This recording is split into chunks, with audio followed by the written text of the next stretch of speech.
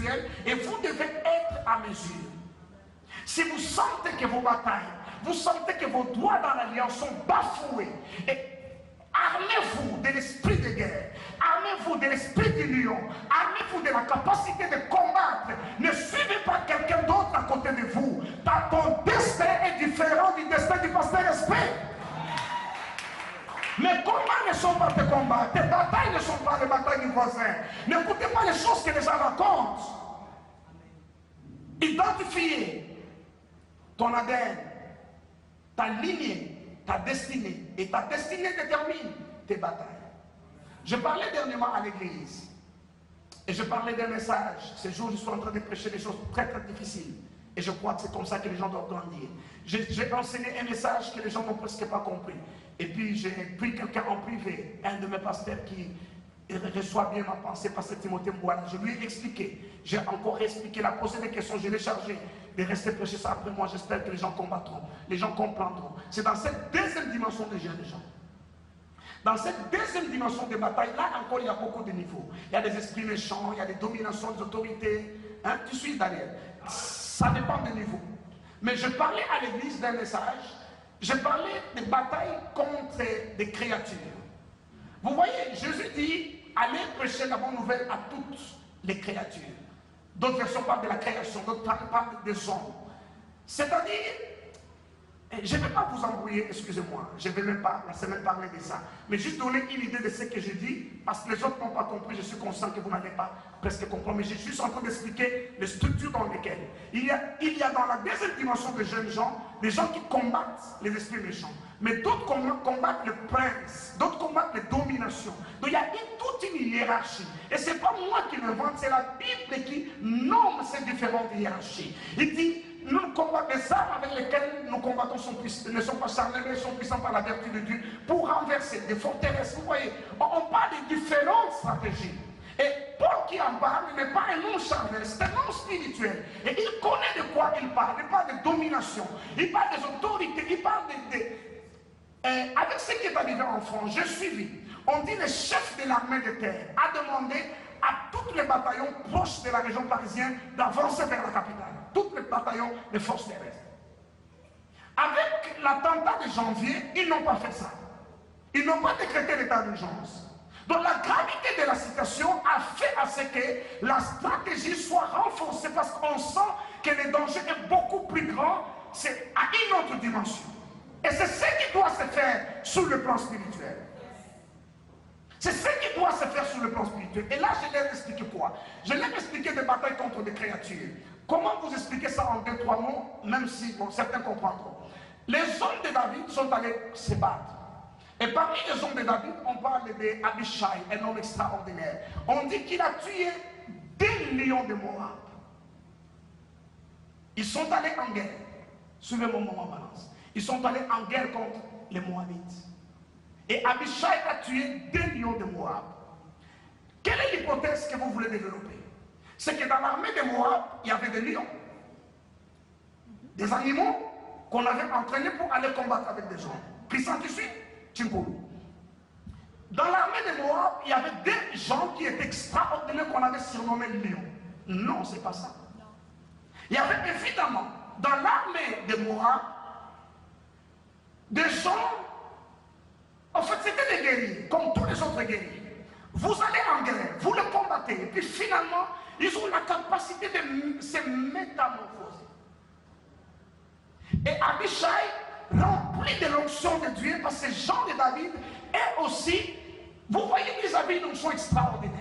Un homme pouvait tirer par un coup de lance 300 hommes. Pourquoi une onction particulière? Parce que Dieu savait que les batailles auxquelles il faisait face n'étaient pas des batailles naturelles. Dans le tour des Moabites, des Philistins, il y avait des histoires impossibles. Quelqu'un comme Goliath, tu veux me faire croire que Goliath est un homme ordinaire? Non! Goliath n'est pas un homme ordinaire. Goliath est de la race des géants. Et lorsqu'on parle des géants, ce sont ces gens dans Genèse 6. La Bible dit dans Genèse 6, le Fils de Dieu, c'est-à-dire des anges, sont venus sur la terre. Ils ont vu que les fils des hommes les filles des hommes étaient tellement jolies, ils en prirent parmi les femmes et ils naquirent une race de géants. Et lorsque Dieu voit les géants se mélanger à la race humaine, Dieu dit, oh, mon esprit ne demeurera pas toujours sous l'homme. C'est alors que Dieu appelle les diriges pour exterminer toute race humaine. Parce qu'il y a eu de mélange entre les êtres spirituels et les êtres physiques. Dieu dit non, non, non, la race humaine est corrompue. La Bible parle du mystère de l'iniquité. Le mystère de la piété veut dire Dieu est devenu un homme. Le mystère de l'iniquité veut dire le diable ou les esprits méchants deviennent des hommes. Mais la Bible dit que le mystère de l'iniquité, il n'est pas encore pleinement dévoilé, mais il est en marche jusqu'à ce que. Je ne sais pas si je parle à quelqu'un. Je ne sais pas si je parle à quelqu'un. Quand vous ne connaissez pas quelqu'un, soyez poli et gentil avec lui. Mais n'ouvrez pas tout votre cœur pour raconter, expliquer des choses. Des gens que vous ne connaissez pas, vous ne savez pas qui ils sont. Tous les gens qui vivent sur terre ne sont pas des humains. Il y a des créatures. Vous voyez là, je parlais des gens de David. Abishai s'est battu avec les soldats moabites. Et lorsque la bataille est devenue intense, l'un d'entre eux s'est enfui dans une citerne. Et Abishai l'a suivi dans la citerne. Et lorsqu'il l'a tué, ce n'était pas un homme, le cadavre, c'était un lion. On dit des jours de neige, vous comprenez mieux. En Afrique, on ne comprend rien. Un jour de neige, Abishai descendit dans une citerne et tua un lion de Moab. Attends, je vais rendre les choses beaucoup plus claires. La Bible dit de Jésus-Christ, lorsqu'il est allé après son baptême dans les déserts pour jeûner et prier, la Bible dit il était avec des bêtes sauvages et les anges sont venus pour les servir. Attention, les bêtes sauvages ne sont pas venues pour les servir. Ce sont les anges qui sont venus ensuite pour les servir parce qu'il était avec des bêtes sauvages. Ça, c'est votre Bible. Et qu'est-ce que ces bêtes sont venues faire? Ils sont venus pour les servir, pour l'adorer? Non. Et Paul le dit, Suzanne beaucoup plus clairement. Paul dit, et si ce n'est que dans des vies humaines, pourquoi ai-je combattu avec des bêtes à Éphèse? Si c'est seulement pour les intérêts de ce monde, comment je pouvais donner ma vie à combattre avec des bêtes à Éphèse? D'autres versions parlent de bêtes féroces, d'autres de bêtes sauvages. Il y a des choses qui se passent. Les jours où je prêchais ce message à l'église, j'étais en train de prêcher et puis mon interprète était en train de s'évanouir. Je le connais, je travaille avec lui de longues années. Je prêchais mais il n'arrivait pas à décoller. Et puis je tourne les yeux vers lui, je le regarde, je vois la vie en train de sortir de ses yeux et comme ça. Je dis, jeune homme, est-ce que ça va? Il dit, Dali, ça ne va pas. Là, avec le micro en main, je dis, ça va? Il dit, ça ne va pas. Je demande, donnez-moi une bouteille d'eau. Je prends une bouteille d'eau. Je mets sur lui. Je prends une deuxième bouteille d'eau. Je prie, je mets sur lui. Je prends une troisième bouteille d'eau. Il commence à s'agiter dans tous les sens. Puis il est tombé. Je prends une quatrième bouteille d'eau. Je l'ai arrosé de la tête jusqu'au pied. Et puis j'ai demandé aux anciens et aux pasteurs de m'emmener des bouteilles d'eau. Ils ont acheté dans des boutiques à côté. Je ne les avais pas prévues. Il n'y en avait pas pour ce genre d'opération ce jour-là. Je priais pour des bouteilles d'eau. Et j'ai dit, allez, asperger dans toute l'église. Ils ont jeté de l'eau partout dans l'église.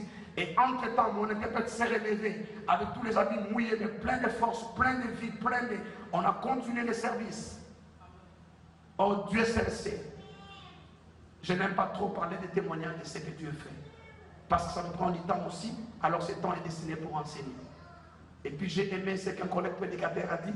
Il dit, le pasteur a toujours l'habitude de dire quand j'étais à Abidjan, quand j'étais à Accra, quand j'étais à Kinshasa, quand j'étais à Montréal. Mais tout ce que tu dis là-bas, que tu le fasses ici qu'on voit, et ça devient beaucoup plus clair. Mais il a raison, non? Au lieu que je vous raconte tout le temps pour vous effrayer, quand j'étais à Abidjan, quand j'étais à Lubumbashi, Dieu, mais toutes ces choses-là, si c'est le même Dieu, qu'il les fasse ici. Et je prie Dieu cette semaine qu'il fasse des choses extraordinaires dans cette maison. Je prie Dieu que certaines batailles s'arrêtent cette semaine. Je prie Dieu avant qu'on arrive le vendredi, que les batailles de quelqu'un s'arrêtent. Parce que la Bible dit qu'il fait cesser les batailles jusqu'aux extrémités de la terre. Le Dieu de la Bible est l'Éternel des armées. Je prie Dieu cette semaine. Oh mon Dieu, que quelque chose se passe dans la vie de quelqu'un. Je prie Dieu ce matin. S'il y a des lions, je ne sais pas moi d'où, derrière ta vie, Oh, qu'on ramasse leurs cadavres. Je prie Dieu. Je prie Dieu sur cette maladie. Je prie Dieu. Oh, Rabba Shakaramandos. Je vais prier pour les malades pendant la semaine. Je vais utiliser l'huile d'onction. Et d'une manière exagérée, je vais vous avertir d'office parce que quelqu'un m'a dit à Kinshasa, tu exagères dans l'utilisation de l'huile. Je lui pose la question. La Bible dit si quelqu'un est malade, qu'il fasse quoi? Qu'il appelle son médecin de famille. Si quelqu'un est malade, qu'il aille voir la pharmaciste. La Bible dit si quelqu'un est malade, on est dans un pays développé au Canada qui court chez le médecin. La Bible ne dit pas ça. Vous pensez qu'à cette époque-là, il n'y avait pas de médecin? La Bible parle de cette femme qui souffrait de perte de sang pendant 12 ans. La Bible dit qu'elle a dépensé tout son argent pour le mains de qui?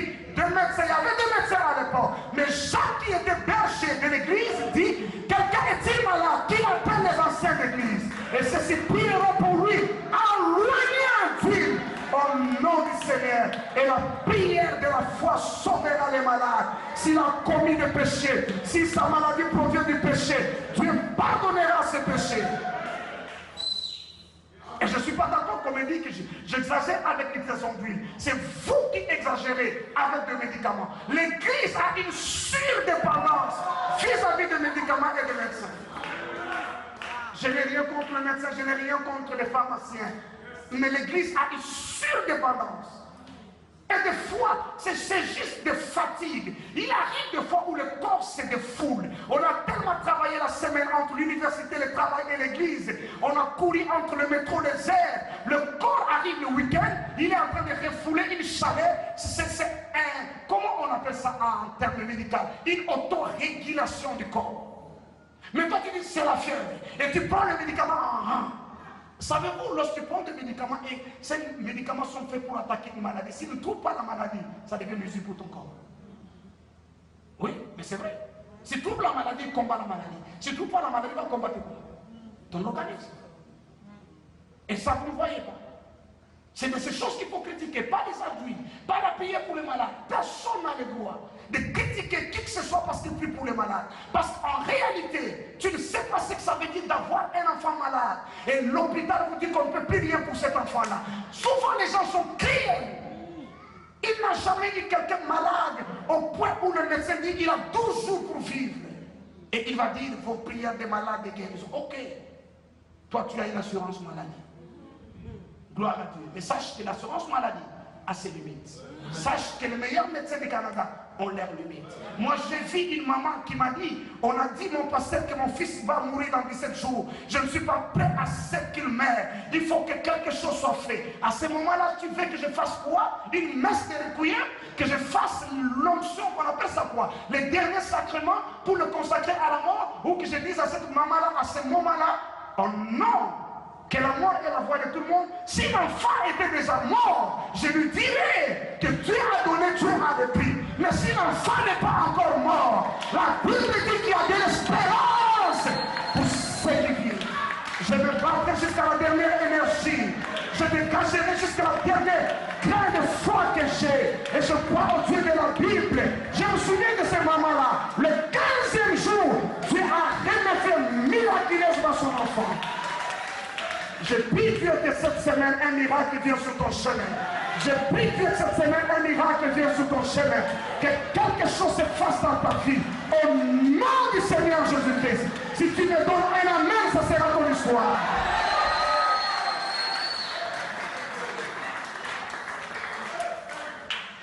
Bon, je parlais des jeunes gens, mais on ne s'arrête pas là. Il parle de père. Devenir père, ça c'est une autre dimension. C'est un autre appel. Parce que la croissance est continue. On ne s'arrête pas lorsqu'on devient jeune gens. On maîtrise les forces du mal, les démons. Et puis à ce moment-là, vous voyez les gens, ils commencent à marcher même s'il n'a pas... Il est tout mince comme moi, mais il commence à marcher un peu comme ça parce qu'il a vaincu beaucoup de démons qui lui sont soumis. Il y a une autre dimension.